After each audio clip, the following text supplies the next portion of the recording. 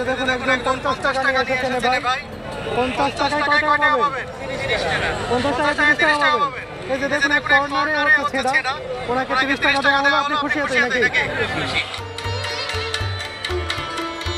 এক বান্ডিল নিল, এই বান্ডিল হচ্ছে 1000 টাকা আছে, 10 টাকা, এটাতে দিতে হবে কত?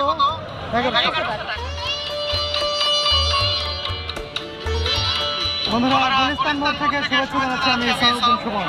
আজকে শুরুকে নিয়ে চলে এসেছি একেবারে টাকার হাটে। এই দেখুন একেবারে টাকার হাট। প্রতি ঈদের আগে কিন্তু জমজমাট হয়ে ওঠে এই টাকার হাটটি। তো এবার মনে করলাম যে সুরভিকে নিয়ে এই টাকার হাটে যাই, নতুন কিছু টাকা সুরভি কিনতে চাই।